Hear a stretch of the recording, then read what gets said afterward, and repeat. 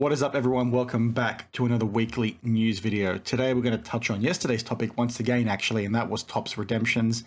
There's a few things that maybe indicate Topps is a lot more hypocritical and look a lot more like clowns than what I initially thought. I'm going to share my thoughts on that, in a sec, and that's going to be thanks to the people in the comments yesterday who reminded me about these things.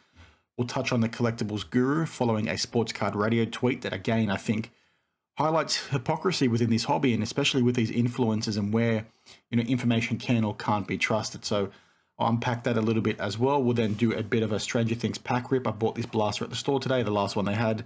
I thought that would be a bit of fun, and then we'll close things out by talking about how my background and why my background looks very different, and that might be or quite alarming, I should say, if you didn't see yesterday's video, but I'll clarify that as we go. Now, like I said, I want to quickly talk through the Topps redemption situation once again. So I did a video yesterday, you can see over here, it hasn't really got many views, that's fine. But what I talked to was how it was quite interesting what Topps has basically done. Now, they've gone ahead and extended their redemption window from 2 years to 10, and I thought that was pretty interesting. Pat on the back for them for expanding this kind of stuff, because it means product is going to be more valuable long term. One of the things that's quite frustrating with hobby product is that a lot more redemptions are in it these days, and the redemption windows are quite small. So, after a year or two, it's not even worth buying that product anymore. The prices tank. So this is sort of a good way to keep chasers going, because more often than not, you get some big athletes that beat the redemptions for product.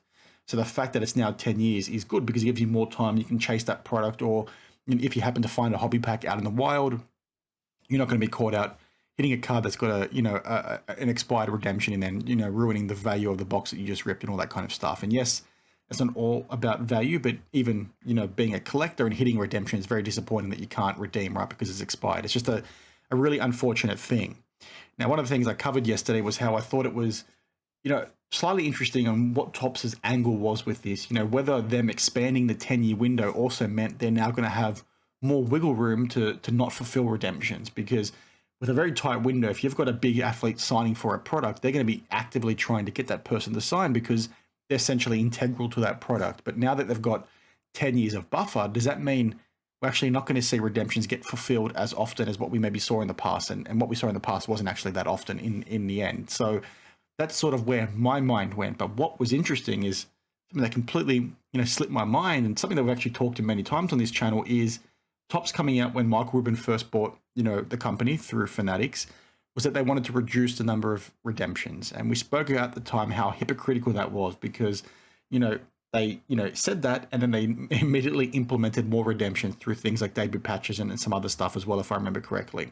At the same time, they also said they'd reduce the number of parallels, but then also announced the frozen fractors, the negative parallels, and all that kind of stuff. So all of a sudden, they were saying things and then doing things that were very different or contradictory to what they were, actually saying. Is something like this, again, another contradiction from Topps, another hypocrisy from them. The fact that they've now got a bigger window, does that mean they're going to start putting in more redemptions in the product, which is not what the hobby wants? And yeah, I think you can have both things. I have a bigger window and not put redemptions in the product, but is this going to be a temptation that's too big for them to sort of not dip into, right? And that's what I want you guys to maybe help me understand, because I think it might be, and it's one of those things we have to keep a close eye on.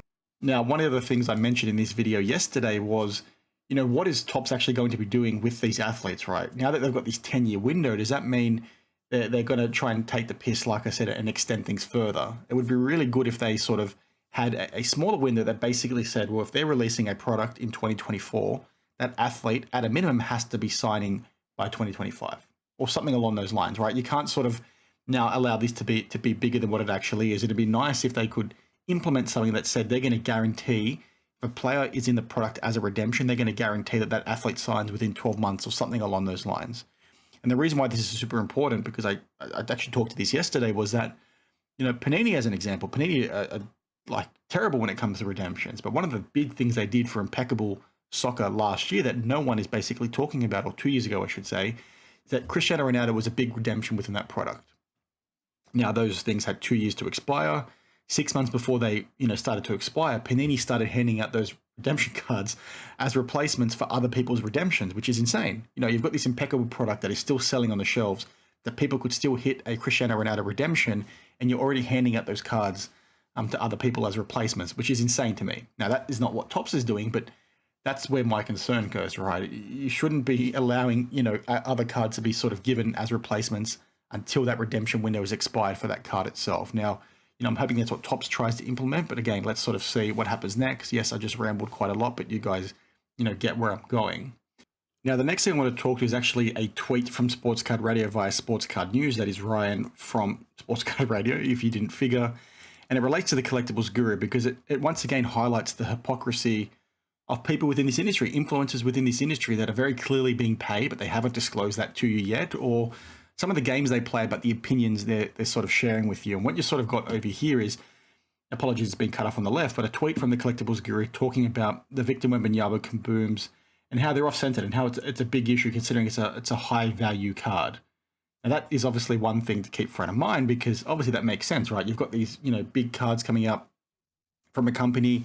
The amount of money that's being spent these days, you expect QC to be at a certain level. And that's something that we've talked to many times on this channel. But, very quickly when you've got now an issue with Topps, who we didn't know Collectibles Guru was working for them at the time, we had some rumors, but when he's now talking about QC issues with Topps, it's all A-OK because that increases scarcity. It makes people want to chase things more because if, there are issues with every single card and there's a few there that can gem mid 10, that's going to make things rarer. That's better for the collector at the end of the day.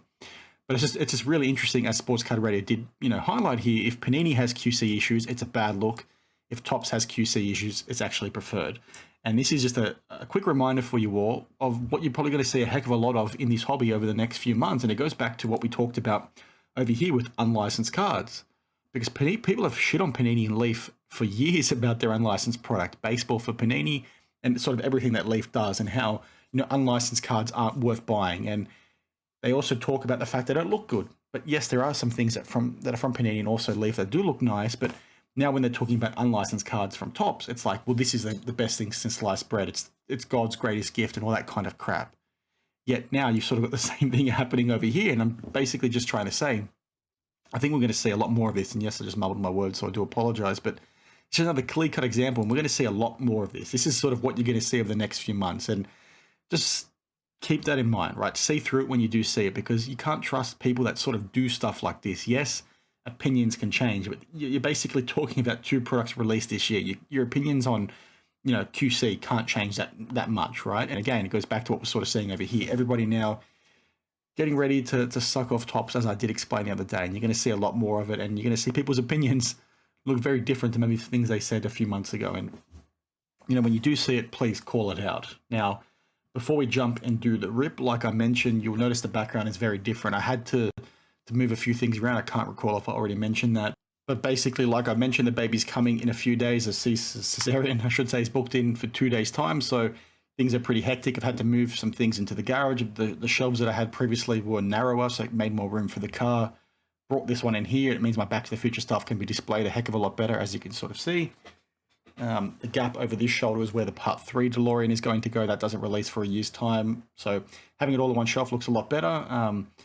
As I mentioned yesterday, it looks a bit like a hostage video right now, but I'm going to fill these things up. My turntable, my vinyl, my amp, and all that sort of stuff is going to go there. I'm going to put up some jerseys and stuff. So it's going to look a lot better. If you check out yesterday's video, you'll already tell that, the lighting is a heck of a lot better than what it was. So I'm sort of happy where that is right now. Some tweaks I need to do, but you'll see the background get fixed over the next few weeks, and that sort of goes into the next point. Obviously, the baby, like I said, is coming in a few days' time. I do have a 2-year-old as well, so the house is going to be pretty hectic for a few weeks. You might see the frequency of my videos maybe change. Currently, I'm doing 3 videos per week. Sometimes I was doing more depending on breaking news. I'll do my best to keep that up, but if I can't, please forgive me. I'm going to try and keep the minimum 3 videos like I have been doing as much as I can. The thing that might change might be the timing. So historically, videos were releasing every Monday, or every Tuesday, I should say, Tuesday, Friday, Sunday, Australian time, so 1 day earlier in the US.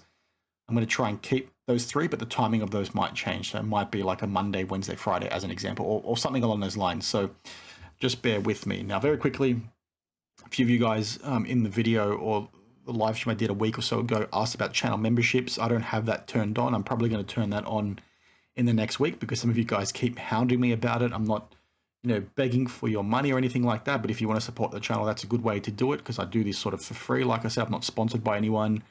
But some of you guys were asking about it. There will be some perks around videos getting released early and all that kind of stuff, but it's not something I'm going to actively try and do. But like I said, some of you guys were asking, so I'll just clarify that in case I forget to talk about it over the next few weeks. Now that we've got that all out of the way, we can get back to ripping these cards, or get to ripping these cards, I should say. And just bear with me. So it's just a little blaster box of Stranger Things Series 4. I got these from EB Games. I didn't pay $50 for it. Got a bit of a discount through work. I get a corporate like partnership kind of thing, so I get discounts at some places. I think that works out to be about $40 US, maybe a little bit less, which I think these boxes retail for $25 USD. So it's maybe a little bit higher, but it is what it is. That's what it's like getting product in Australia. It's actually really hard to find stuff, and I'm a huge fan of the show, so hopefully we get something nice. I ripped a few packs here and there before of this, but never anything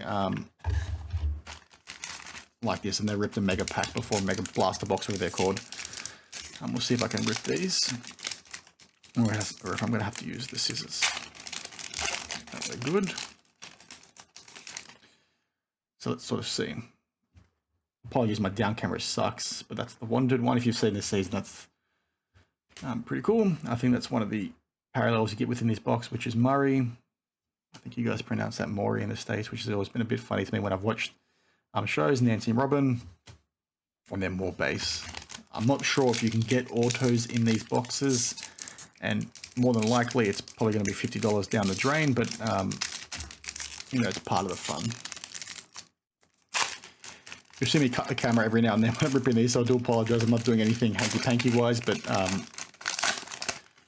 I suck at opening packs, especially these ones. So they're more base cards. Cool 3D card there of one of Vecna's Curse Victims, which is pretty cool. Don't think they're numbered, but that's pretty cool. And then a few more base. I'm not sure if you guys are a fan of Stranger Things. The card prices are insane, especially here in Australia. I've been having a few chats with Dustin from the Sports Card Dad, because he collects these pretty hard, but these types of cards have always been super expensive here in Australia. Like the other film cards and TV shows are insanely priced over here, and it's really disappointing. Hop is alive. See on the other side, that's Steve. On both, is that Steve and Nancy?